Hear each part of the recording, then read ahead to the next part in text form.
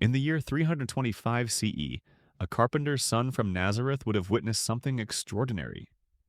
Emperor Constantine, draped in imperial purple and wielding absolute power over the Roman Empire, convened the Council of Nicaea. Here, bishops arrived not on foot as wandering preachers, but in gilded carriages, their robes adorned with jewels that could feed entire villages. They debated theology while dining on delicacies the historical Jesus never tasted, in a palace that cost more than most people would see in 10 lifetimes.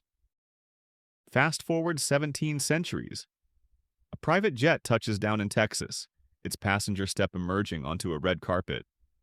This isn't a Roman emperor. It's a televangelist whose personal wealth exceeds that of small nations. In his hand, he clutches the same book that once belonged to a man who owned nothing but the clothes on his back, and warned his followers that it was easier for a camel to pass through the eye of a needle than for a rich man to enter heaven. This is the paradox that has haunted Christianity for nearly 2,000 years, and it has never been more pronounced than in today's political evangelicalism. The question isn't new, but it's never been more urgent. Would the Jesus of history recognize the movement that claims his name in the corridors of power today? Would the rabbi who overturned tables in the temple approve of the golden altar of political influence? Would the man who said, "Render unto Caesar what is Caesar's," endorse the merger of church and state that defines modern evangelical politics? To answer this, we need to travel back not just through centuries of church history, but through the very foundations of what Jesus actually taught, said, and believed. Because somewhere between the Sermon on the Mount and the steps of the Capitol building, something fundamental changed. The transformation didn't happen overnight. It began in those earliest centuries when Christianity shifted from a persecuted minority faith to the official religion of the world's greatest empire. But the seeds of today's political evangelicalism were planted in American soil, watered by centuries of religious revivals, and cultivated in the greenhouse of modern media and political machinery. Welcome to Professor Archive, where we dig deep into the stories that shaped our world. I'm your host, and today we're examining one of the most controversial questions in modern Christianity. But before we dive deeper, I'm curious about you, our incredible community. Drop a comment and let me know. What profession do you have? And how do you think your work connects to your beliefs? Are you watching this at dawn with your morning coffee? Or are you a night owl like me, diving into history when the world is quiet? Your perspectives from around the globe always fascinate me. Now, let's begin with a man who never intended to start a religion, let alone a political movement. Jesus of Nazareth was born into a world where religion and politics were inseparable. Yet his response to this reality was unlike anything the world had seen. When the Pharisees and Herodians tried to trap him with the question of paying taxes to Caesar, his answer, "Render unto Caesar what is Caesar's, and unto God what is God's," wasn't just clever wordplay. It was revolutionary. In a world where emperors claimed divinity and religious leaders wielded political power, Jesus created a distinction that would echo through history. But here's what's fascinating. Jesus consistently avoided the political structures of his time. When the crowds wanted to make him king after the feeding of the 5,000, John's Gospel tells us he withdrew to the mountains alone. When Pilate asked if he was a king, Jesus replied that his kingdom was not of this world. The Zealots, the political revolutionaries of his day who sought to overthrow Roman rule through violence, found no ally in the carpenter from Nazareth. Instead, Jesus built his movement on principles that seemed almost anti-political by the standards of his time. He told his followers to love their enemies, including presumably Roman occupiers. He dined with tax collectors, the collaborators who worked for the oppressive system. He touched lepers, spoke with Samaritan women, and welcomed children, all groups that held no political power whatsoever. Most striking of all, Jesus seemed to show active disdain for wealth and power. "Blessed are the poor in spirit," he declared in the Beatitudes. "Blessed are the meek." He told the rich young ruler to sell everything and give it to the poor. He warned that you cannot serve both God and money. When his disciples argued about who would be greatest in his kingdom, he told them that whoever wanted to be first must be last and servant of all. This creates our first major tension point. The Jesus of the Gospels appears to have deliberately rejected the very things that modern political evangelicalism often embraces: wealth, power, political influence, and the merger of religious authority with governmental control. But how did we get from there to here? The story is more complex and surprising than most people realize. The first major transformation happened in 313 CE when Emperor Constantine issued the Edict of Milan, legalizing Christianity throughout the Roman Empire. Within a generation, Christianity went from illegal to imperial. Suddenly, bishops found themselves advising emperors, Christian symbols adorned military banners, and the church that had once met in secret began building magnificent basilicas. This wasn't necessarily corruption. Many early church fathers genuinely believed that Christianizing the empire would create a more just society. But it established a precedent that would resonate through history: the idea that Christian political power could be a force for good in the world. Augustine of Hippo, writing in the 5th century, developed the concept of the city of God versus the city of man, arguing that Christians must work within earthly political systems while keeping their ultimate allegiance to divine authority. This theological framework would later be used to justify everything from the Crusades to the divine right of kings to modern Christian nationalism. But here's where the story takes an unexpected turn. For over 1,000 years, American evangelicalism actually maintained a relatively strict separation between spiritual and political matters. The Great Awakenings of the 18th and 19th centuries were focused on personal salvation and moral reform, not political power. Even as evangelical movements campaigned for abolition and temperance, they did so as moral crusades, not partisan political movements. The scopes.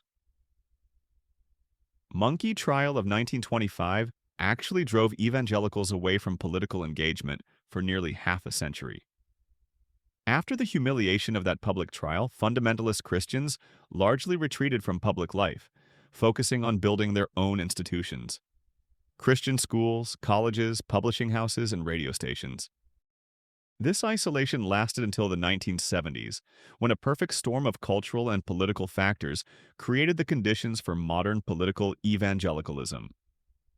The Supreme Court's decision in Roe v. Wade provided a galvanizing issue. The rise of television created new platforms for Christian leaders.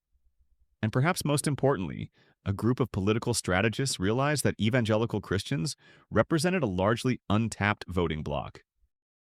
Paul Weyrich, one of the founding fathers of the modern conservative movement, was remarkably candid about this strategy. He once said, "I want to be invisible. I do guerrilla warfare. I paint my face and travel at night."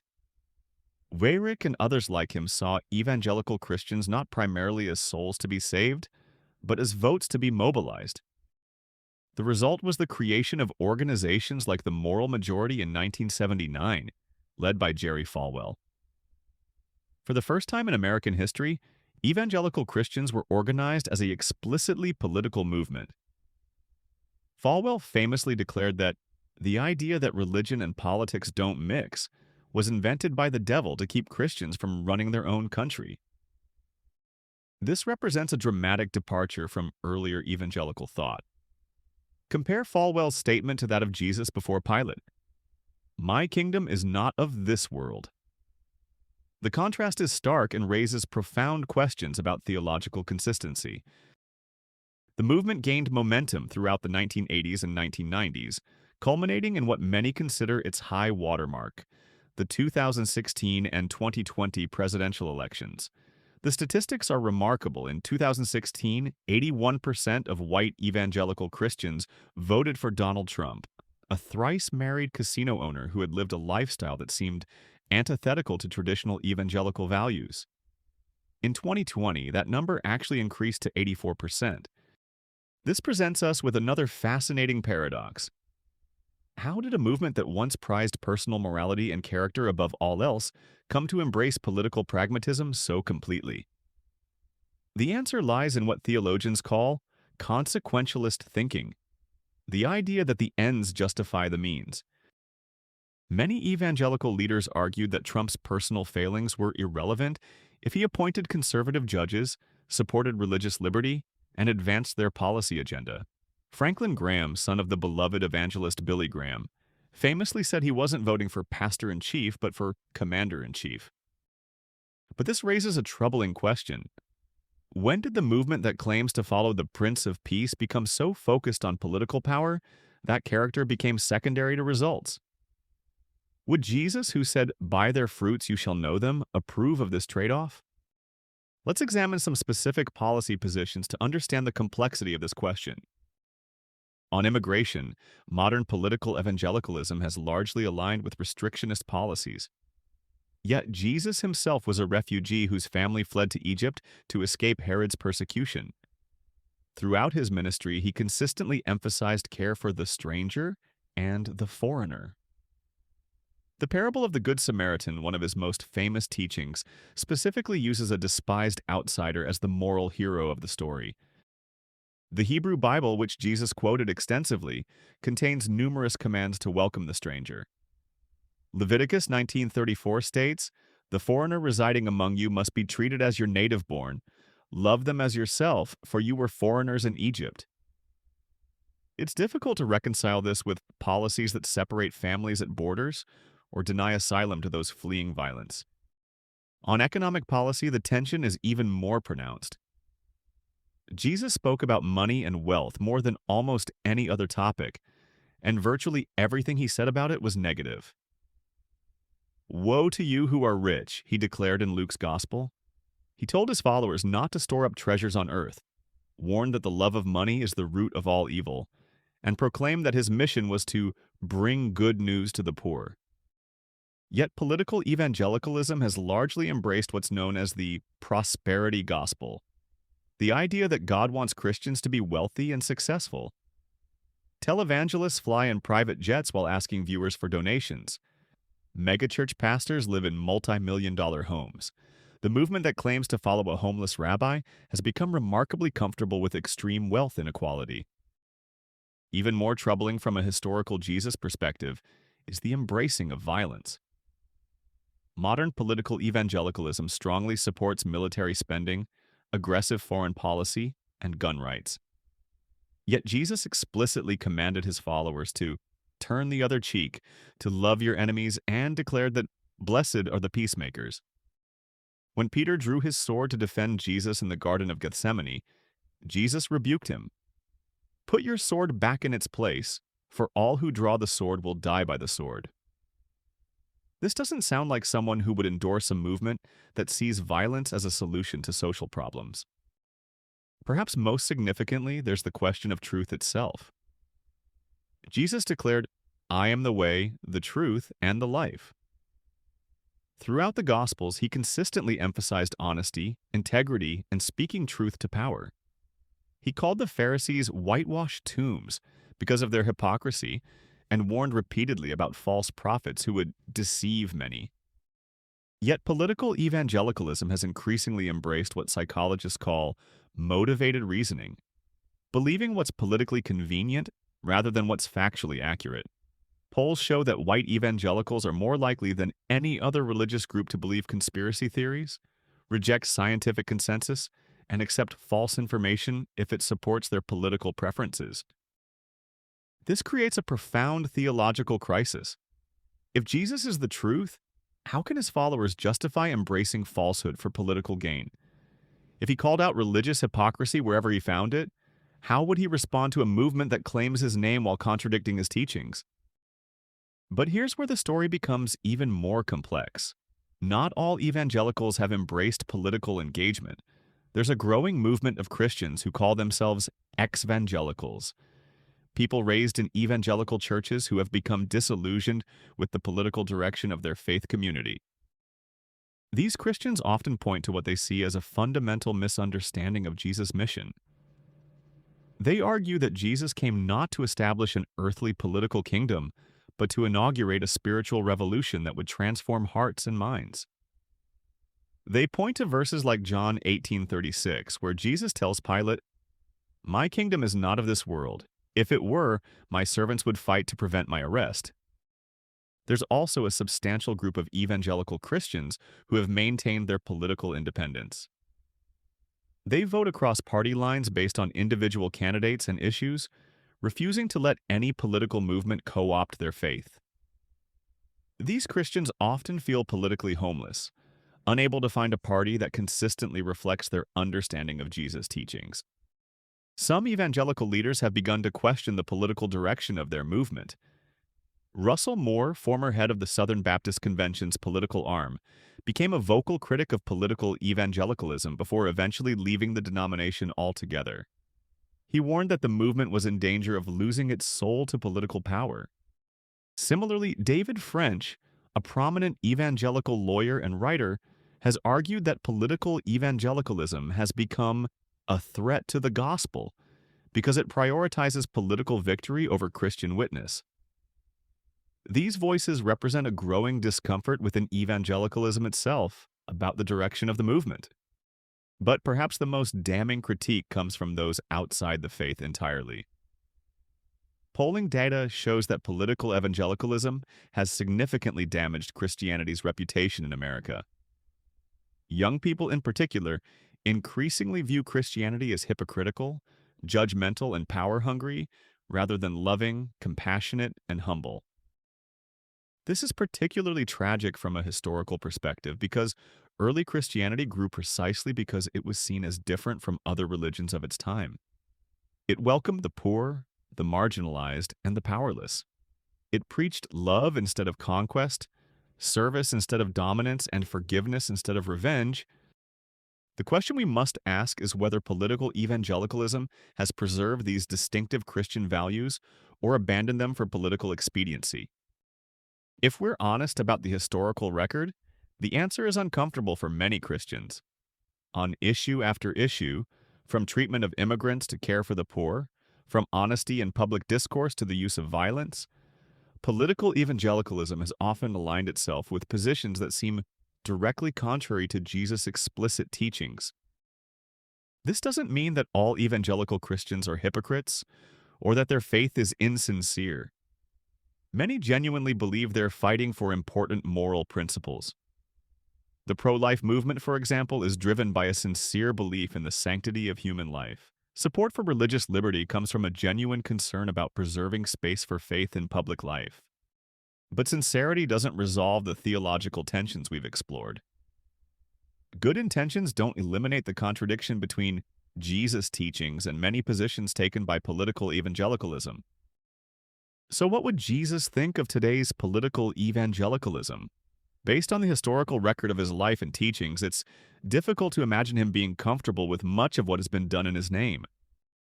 The Jesus of the Gospels consistently chose powerlessness over power, service over dominance, truth over convenience, and love over tribal loyalty. He rejected wealth, avoided political entanglements, and built his movement among society's outcasts rather than its elites. This doesn't mean that Christians shouldn't be involved in politics. The question isn't whether followers of Jesus should care about justice, morality, and social issues. Clearly they should. Jesus himself was deeply concerned with justice for the oppressed and care for the vulnerable. The question is whether the means being used honor the values Jesus taught. Can you follow someone who said, "Turn the other cheek," while supporting aggressive militarism? Can you claim allegiance to someone who said, "Blessed are the peacemakers," while celebrating violence? Can you honor someone who warned against storing up treasures on earth while embracing prosperity theology? These aren't easy questions, and they don't have simple answers, but they're questions that anyone who claims to follow Jesus must wrestle with honestly. The tragedy of political evangelicalism may be that in trying to save America, it has lost something essential about Christianity itself. In gaining political influence, it may have surrendered moral authority. In winning elections, it may have lost its soul. But here's the hope. Throughout history, Christianity has repeatedly been reformed and renewed by people who took Jesus' teachings seriously and applied them faithfully to their own time and context. The Franciscan movement in the 13th century called the church back to poverty and service. The abolitionists of the 19th century applied Christian principles to the fight against slavery. The civil rights movement of the 20th century was led largely by Christian pastors who saw segregation as incompatible with the gospel. Today, there are Christian movements working for immigrant rights, environmental protection, racial justice, and economic equality. These Christians argue that following Jesus requires caring for the vulnerable, protecting the environment, and working for systems that reflect God's justice and compassion. Perhaps the future of American Christianity lies not in political power but in prophetic witness, speaking truth to power rather than becoming power itself. Perhaps it lies in following the example of Jesus, who chose the way of the cross over the way of the crown. If you found this exploration thought-provoking, I'd be grateful for your support. A super thanks helps keep these deep dives possible and shows me that historical analysis matters to you as much as it does to me. The question we've explored today, would Jesus approve of political evangelicalism, ultimately isn't one that historians can definitively answer, but we can examine the evidence, weigh the contradictions, and let each person reach their own conclusions based on the historical record. What we can say with certainty is that the Jesus described in the Gospels was a far more radical, challenging, and uncomfortable figure than either his supporters or his critics often acknowledge. He defied easy categorization then, and he defies it now. Perhaps that's exactly as it should be. Perhaps the moment we think we've captured Jesus for our political cause is the moment we've lost him entirely. Perhaps following him requires not political victory, but ongoing conversion. The daily choice to live by values that the world considers foolish. Love for enemies, concern for the poor, commitment to truth, and the radical belief that service is greater than dominance. The carpenter from Nazareth never wrote a book, never held political office, never commanded an army, and never accumulated wealth. Yet 2,000 years later, we're still debating what he would think of our choices. That itself says something profound about the power of his example and the enduring challenge of his teachings. The question isn't really what Jesus would think of political evangelicalism. The question is what each of us will do with the gap between what he taught and how we live. That's a question only you can answer. Thank you for joining me on Professor Archive for this complex journey through history, theology, and politics. Until next time, keep questioning, keep learning, and keep seeking truth wherever it leads.